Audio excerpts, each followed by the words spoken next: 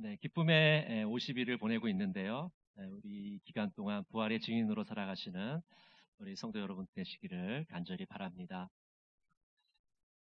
우리 그리스도인들은 계속해서 성장하고 발전해야 되는 그런 사람들입니다. 성숙해지도록 노력해야 되는 사람들이죠. 그래서 끊임없이 성장하고 성숙해져야 됩니다. 조민지 씨는 이 성장과 성숙의 차이를 이렇게 이야기하고 있습니다.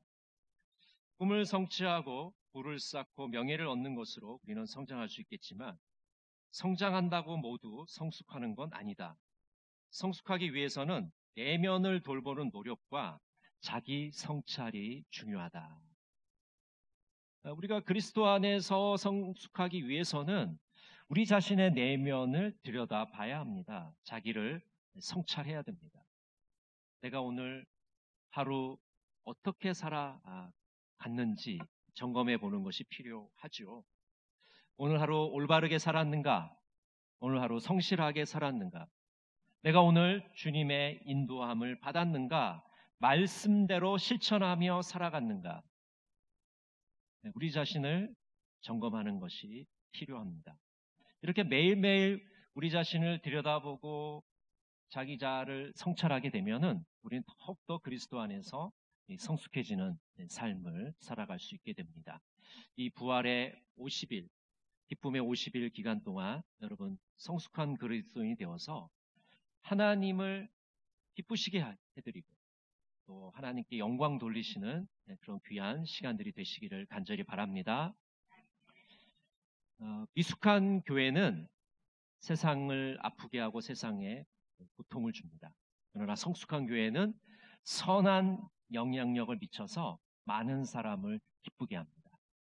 성숙한 교회가 되어서 선한 영향력을 미치며 많은 사람들을 행복하게 만드시는 여러분 모두가 되시기를 간절히 바랍니다.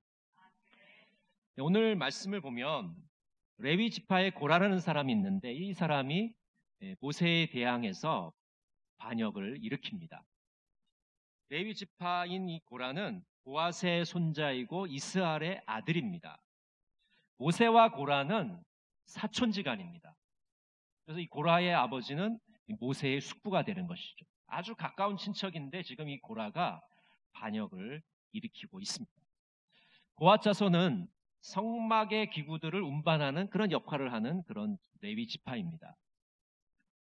그래서 오늘 민수기 16장 9절은 이렇게 말씀합니다. 같이 한번 읽어볼까요?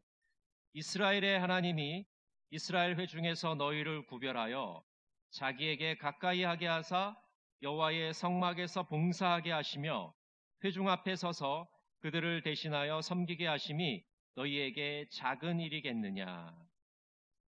이 레위 지파 사람들은 하나님 가까이에서 하나님을 섬기는 그런 특권을 부여받았는데 이 고라는 그런 레위 지파 사람이면서도 그 자신이 맡겨진 그 사명에 대해서 하찮게 여기는 그런 생각을 가졌습니다.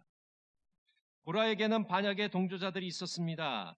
르벤 자손 다단과 아비람과 온이 합세를 합니다. 이스라엘의 지휘관 250명도 이 반역에 가담을 하게 됩니다. 이 지휘관 250명은 종교적으로 정치적으로 이스라엘 백성들을 대표하는 사람들입니다. 이 사람들이 고라의 반역에 가담을 하고 있죠. 고라 일당은 모세와 아론을 공격합니다. 우리 3절 말씀을 같이 한번 볼까요? 그들이 모여서 모세와 아론을 거슬러 그들에게 이르되 너희가 분수에 지나도다. 회중이 다 각각 거룩하고 여호와께서도 그들 중에 계시거늘 너희가 어찌하여 여호와의 총회 위에 스스로 높이느냐. 여러분 고라가 모세에게 뭐라고 말합니까? 분수에 지나도다. 너무 많은 힘과 명성을 가지고 있다. 그렇게 이야기하는 겁니다. 또 이렇게 말합니다. 스스로를 높인다. 여러분 모세와 아론이 스스로를 높였습니까? 그렇지 않아요. 하나님의 부르심을 받고 하나님께서 맡겨준 사명을 감당하고 있는 겁니다. 절대로 자기 자신이 스스로를 높이고 교만하게 백성들 앞에서 세움을 받지 않았습니다. 또 고라는 이렇게 얘기하죠. 회중이 다 각각 거룩하고.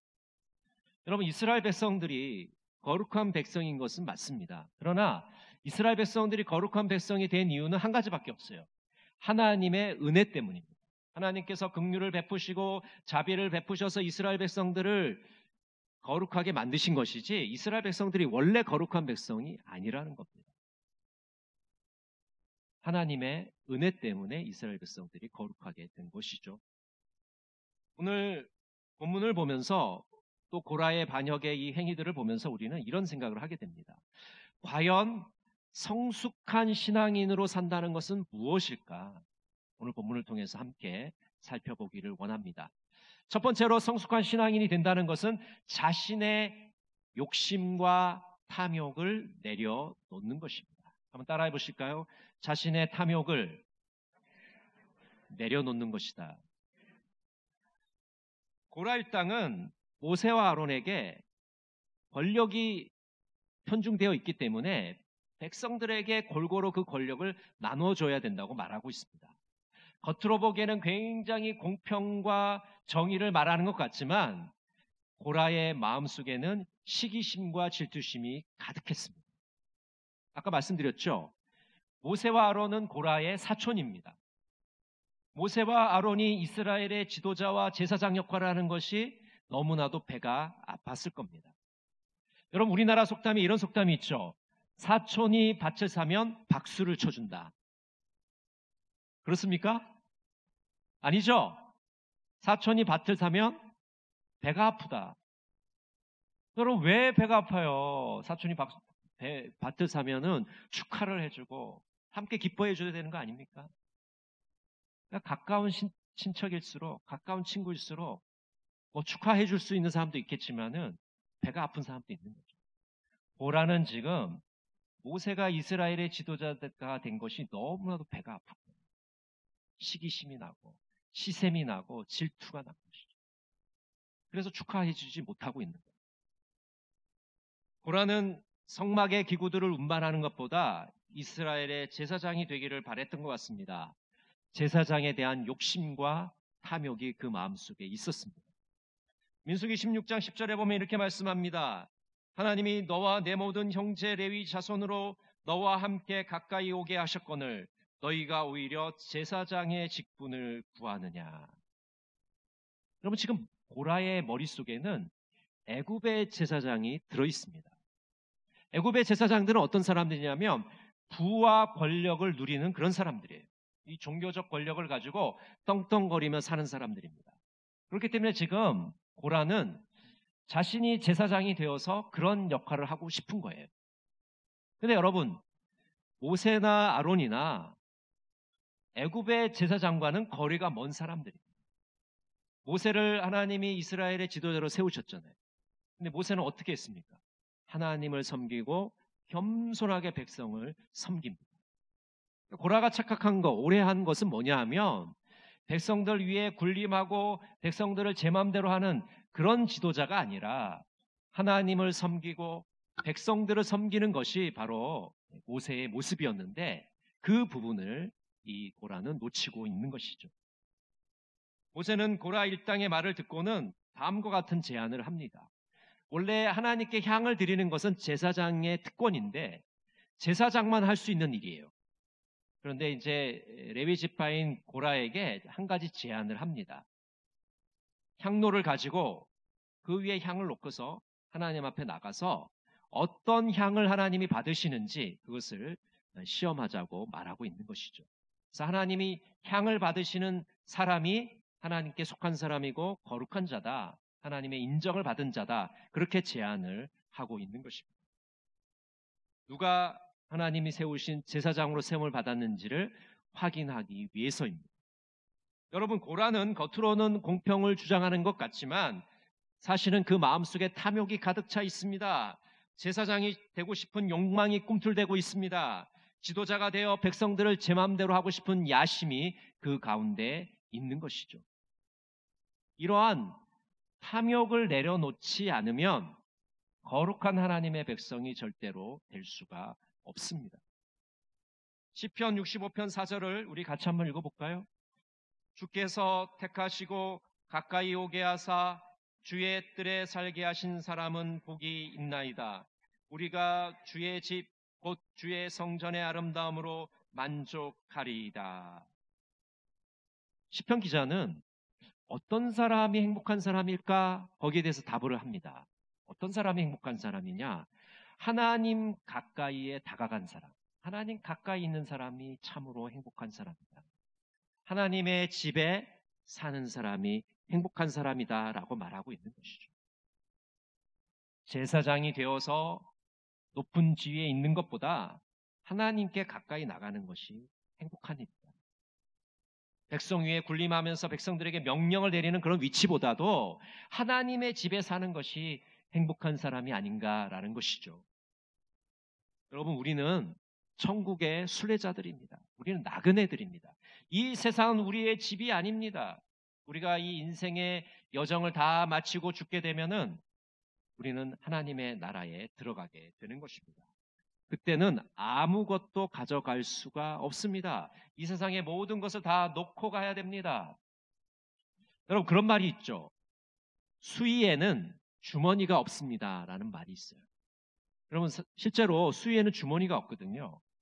옛날에는 이제 미신 때문에 노잣돈이라고 그래서 관에 함께 넣는 그런 풍습도 있었지만은, 여러분, 그 노잣돈이 죽은 사람이 필요할까요? 없을까요? 필요가 없어요. 죽은 사람에게 무슨 노잣돈이 필요합니까? 그거 장례 지내는 사람이 다 뒷돈으로 가지는 거죠. 천국에 가는 사람은 아무것도 필요가 없습니다. 죽은 사람은 물질이 필요 없어요. 여러분, 그렇기 때문에 우리 성숙한 신앙인이 되려면 세상에 대한 욕심, 탐욕들을 내려놓아야 됩니다. 탐욕을 내려놓아야만 순례자의 길을 우리는 기쁨으로 걸어갈 수가 있습니다. 여러분, 잔뜩 짐을 지고서 탐욕과 욕심과 야망을 짊어지고 가게 되면 너무나도 이 길이 힘들고 어려운 거예요. 이것을 다 내려놓고 가벼운 마음으로 이 순례의 길을 우리는 기쁨으로 걸어가야 될 줄로 믿습니다. 기쁨의 50일 동안 시기와 질투심을 내려놓고 욕심과 탐욕을 내려놓고 기쁨으로 이 길을 걸어가시는 여러분 모두가 되시기를 간절히 바랍니다. 두 번째로, 성숙한 신앙인이 되려면 어떻게 해야 될까요? 모세는 위기의 순간에 하나님께 엎드립니다. 한번 따라해 보실까요? 위기의 순간에 기도해야 한다. 오늘 16장 4절 말씀을 같이 한번 읽어볼까요? 모세가 듣고 엎드렸다가. 여러분, 아주 짧은 구절이지만 우리에게 깊은 울림을 주는 그런 구절입니다. 고라 일당이 반역을 하고 있을 때 모세는 먼저 하나님께 엎드립니다. 하나님의 음성을 듣고자 합니다. 하나님의 도우심을 간구합니다. 모세는 절체절명의 순간에 사람을 의지하지 않습니다. 하나님을 의지하고 하나님의 도우심을 믿고 확신합니다. 민수기를 살펴보면 모세는 여러 번의 위기가 닥쳐왔을 때 무릎으로 하나님께 나가는 모습을 보게 됩니다. 무릎을 꿇는 모습을 우리가 발견하게 돼요. 민수기 11장 이전에 이렇게 말씀합니다. 백성이 모세에게 부르짖음으로 모세가 여호와께 기도하니 불이 꺼졌더라.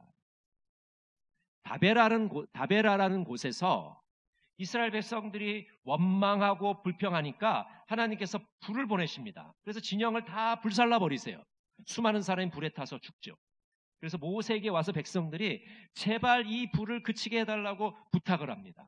그래서 모세가 하나님께 간절하게 중보 기도를 드렸을 때 그 불이 그치게 되는 것이 보게 되는 것이죠. 또 민수기 12장 13절은 이렇게 말씀합니다. 모세가 여호와께 부르짖어 이르되 하나님이여 원하건대 그를 고쳐 주옵소서. 어떤 장면입니까? 미리암과 아론이 모세를 비방하는, 모세를 비난하는 그런 장면입니다. 그리고 미리암은 나병이 들게 되죠.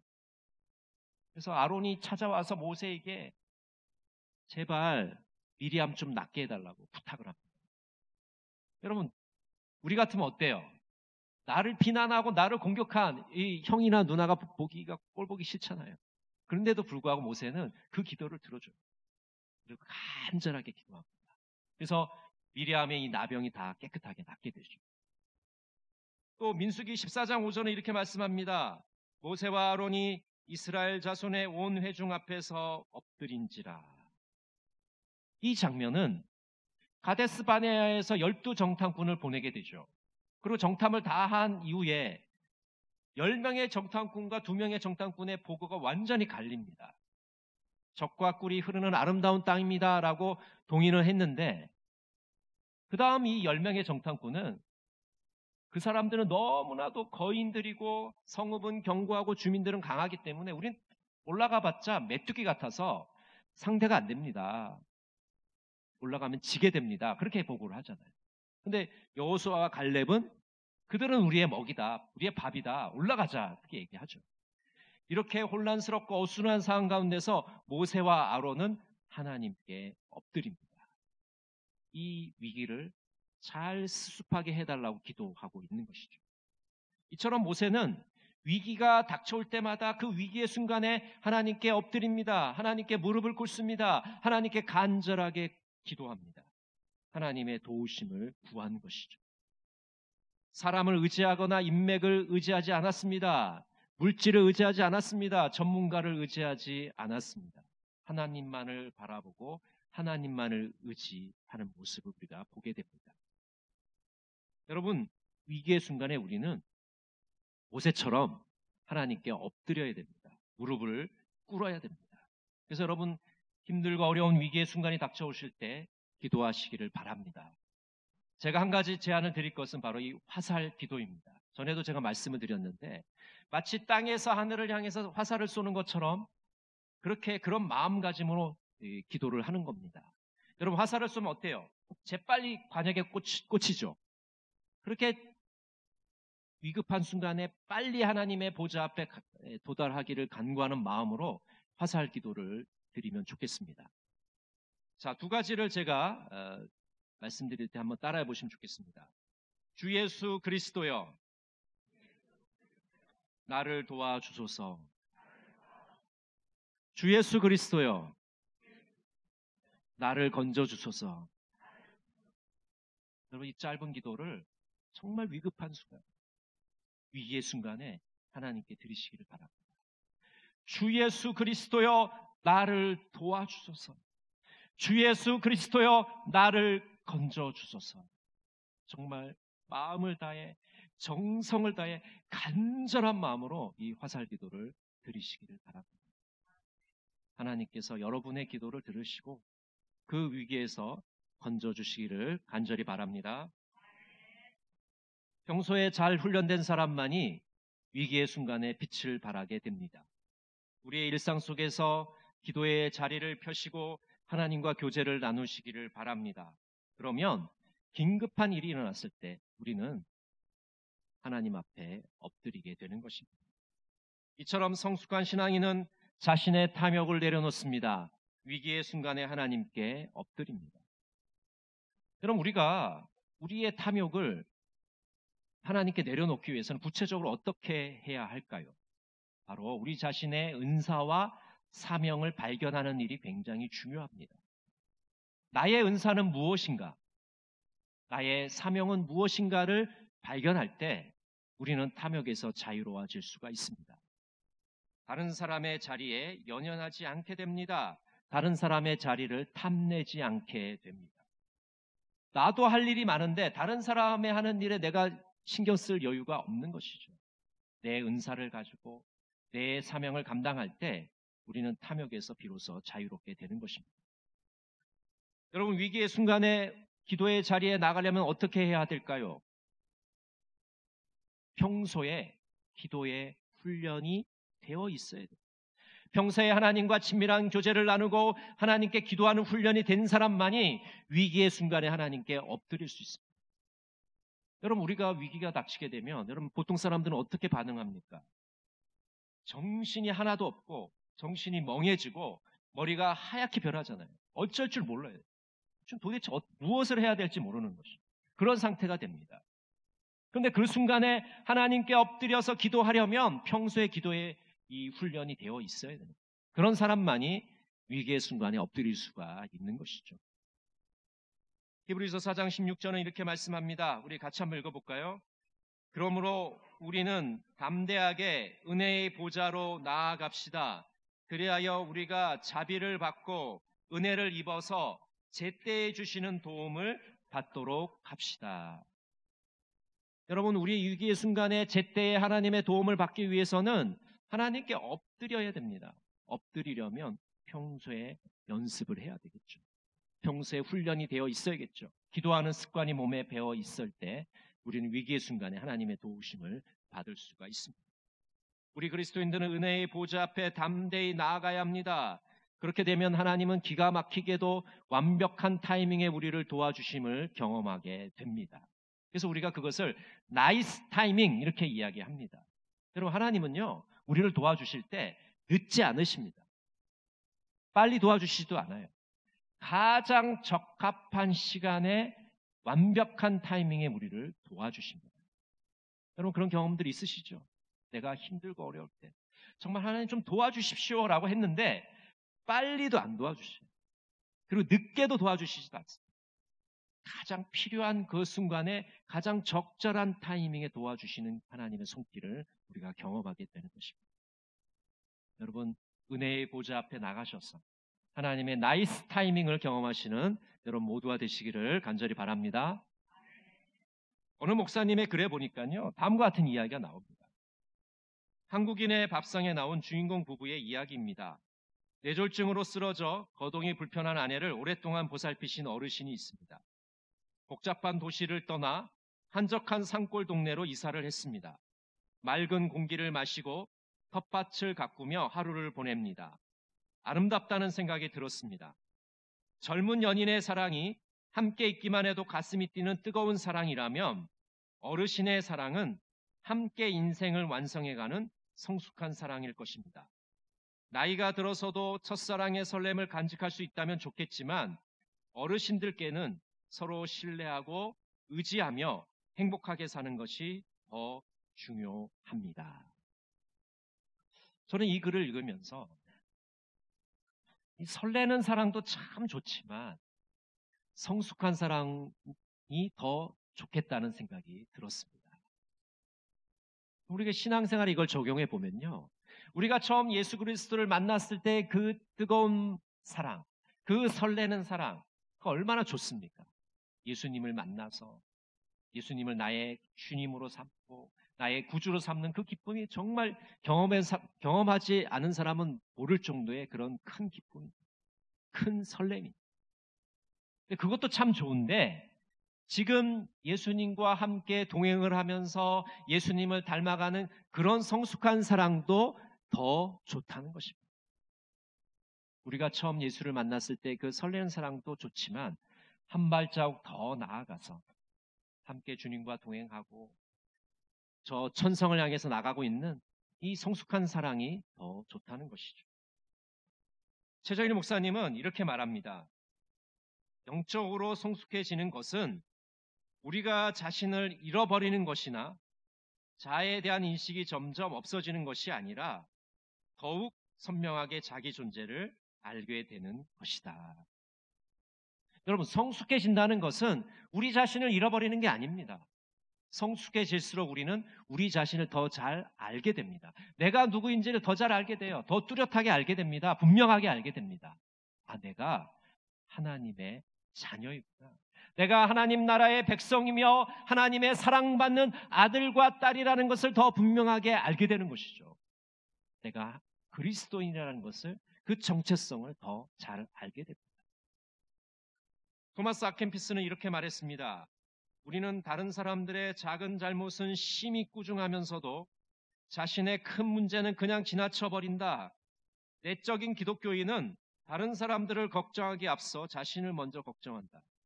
또한 그는 자신을 부지런히 타이르고 다른 사람들에 관해서는 별로 말을 많이 하지 않는다.